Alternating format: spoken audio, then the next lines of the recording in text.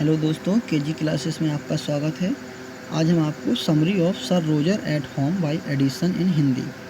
Sir Roger के गांव के मकान में रहने गए क्योंकि वे उनसे अनेक बार प्रार्थना कर चुके हैं। वहां अपने निवास के समय में लेखक को पूर्ण स्वतंत्रता दी गई है। सर रोजर ने गांव वालों को मना कर दिया था कि वे सामने से लेखक को नहीं देखेंगे, अतः वे छिपकर लेखक पर दृष्टि डालते हैं। ऐसा भी वे अवसर मिलने पर ही कर पाते हैं। सर रोजर के परिवार में सभी व्यक्ति गंभीर स्वभाव के हैं क्योंकि सर रोजर संसार में सबसे अच्छे मालिक हैं। अतः उन्होंने कभी किसी भी अपने सेवकों को नौकरी से नहीं निकाला है। उनके सेवक भी उतने ही प्रसन्न हैं जितने वे उनकी नौकरी नहीं छोड़ना चाहते थे। उन्हें जब नियुक्त किया गया था तब वे युवक थे और सर रोजर भी युवक थे। अब वे दोनों साथ साथ बूढ़े हो गए हैं, अतः उनका व्यक्तिगत सेवक उनके भाई सा दिखाई देता है। उनके खान सामे के बाल सफ़ेद हैं। उनके घोड़ों को देखने वाला सबसे अधिक गंभीर दिखाई देता है और उनका कोचवान प्रीवी काउंसलर सा दिखाई देता है। सर रोजर इतने अच्छे व्यक्ति हैं कि उन्होंने अपने कुत्तों को भी घर से नहीं निकाला है, यद्यपि वह कई वर्षों से बेकार हो गया है। सर रोजर के समस्त सेवक उनके आगमन पर अत्यंत प्रसन्न थे। यह प्रसन्नता उनके चेहरों पर दिखाई देती थी। उनमें से प्रत्येक सर रोजर का कोई कार्य करना चाहता था।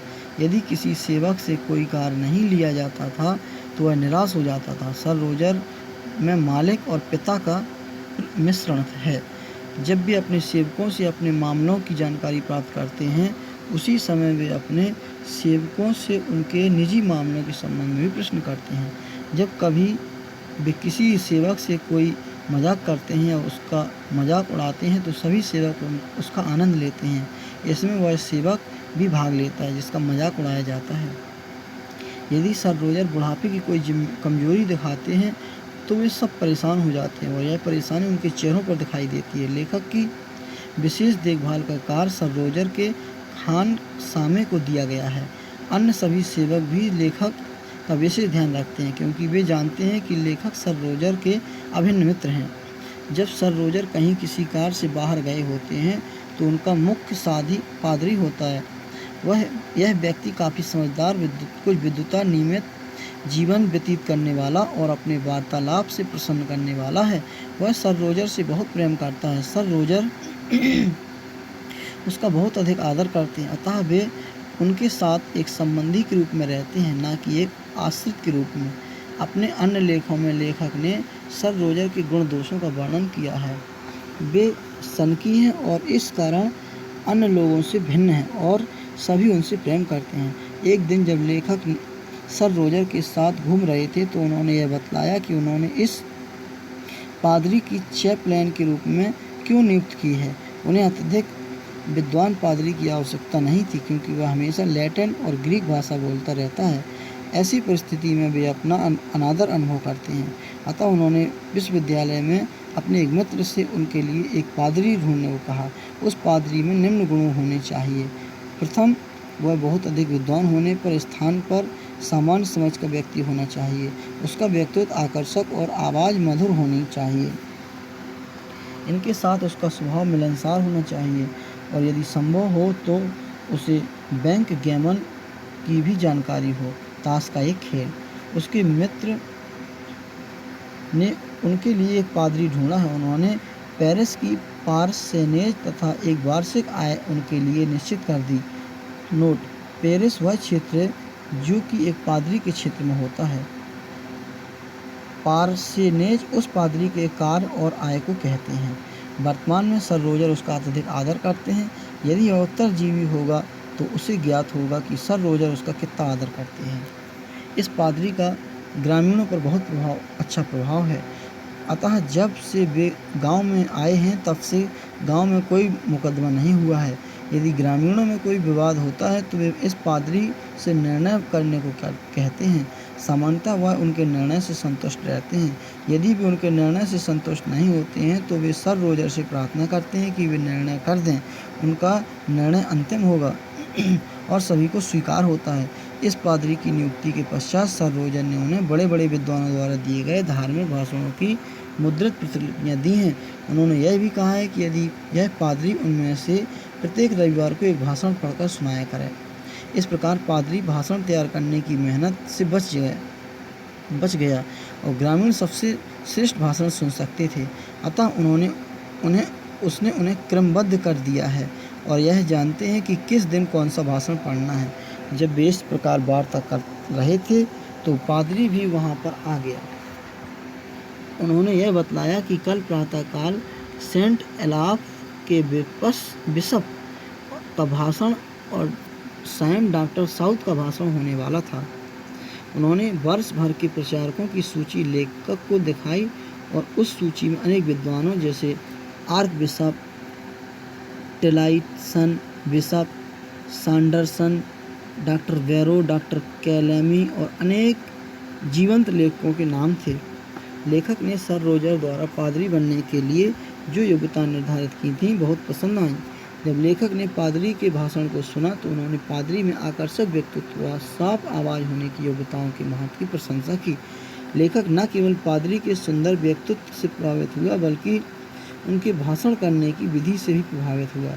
लेखक के अनुसार इस प्रकार के भाषण की तुलना एक सुंदर एक्टर द्वारा एक सुंदर कविता के पाठ से की जा सकती है। लेखक का यह सुझाव है कि समस्त ग्रामीण पादरी सर रोजर के पादरी का अनुसरण करें। उन्हें भाषण तैयार करने में अपना समय नष्ट नहीं करना चाहिए। इसके विरुद्ध उन्हें भाषण देने की कला का विकास करना चाहिए। ऐसा करने से वे महान लेखकों द्वारा लिखित भाषणों को सुनाकर अपने श्रोताओं को प्रभावित कर सकेंगे। यह उनके लिए सरल होगा और वे जनता की नैतिक स्थिति में सुधार ला सकेंगे। Word meaning para first, accompanied means bent with, thither means there, country house means a house in the village. Sir Roger had a house in London and another in his village of which he was the landlord. Speculations means thought or idea for his essay. Acquainted means to know. Humor means nature. Chamber means room. Stealing a sight of means looking secretly at. Hedge means bush, jhadi. The night means refers to Sir Roger. Para second, sober means grave, gambhir. Staid means steady, sthir. Domestics means servants. Alieners means old. Valet the chamber means personal servant. Butler means khan sama, रसोइया. Grey-headed means old. Groom means size. Coachman means a driver of the coach. Pad means Gaddi. Stable means अस्पताल. Para third, countenance means face. Refrain means check, रोकना. Tempered means modified. Engaged means attracts. Pleasant upon any one of them means cuts joke with any one. Diverts means amuses. Cough means खांसी आना. Betray means to show. Infirmity means weakness. Slender wife पास में खड़ा व्यक्ति. Concern means worry. Para fourth and fifth. Prudent means wise. Venerable means respectable. Champion means a priest. Obliging means pleasant. Esteem means respect. Para sixth, humorist means eccentric. Imperfections means weakness. Tinged by means touched by, colored by. Extravagance means excessive. Caste means bent, रुझान. The good man means refers to the priest. Afraid of being insulted with Latin and Greek.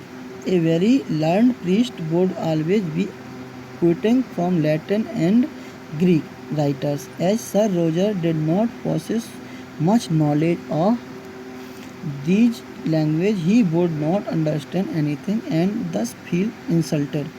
Good aspect means good personality.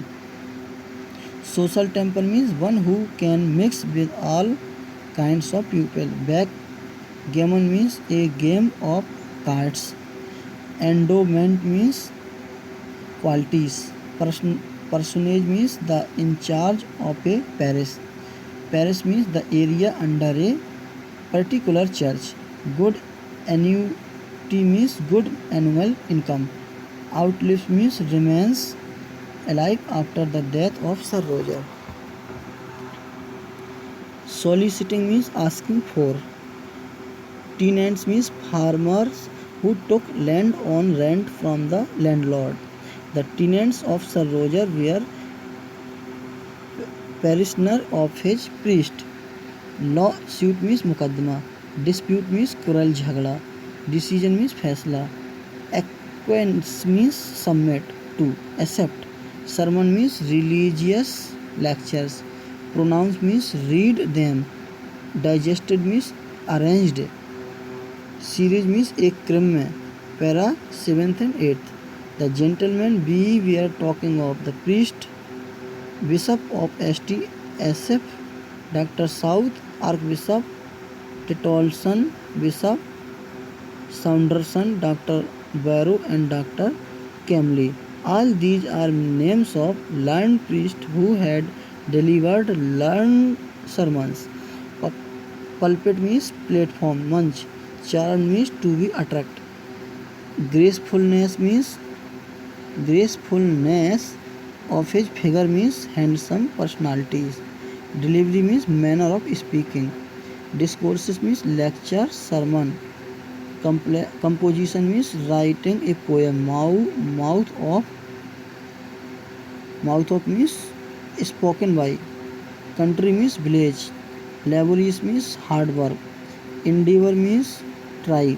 Handsome elocution means good power of speaking, delivering a very fine speech. Talent means abilities. Proper means necessary.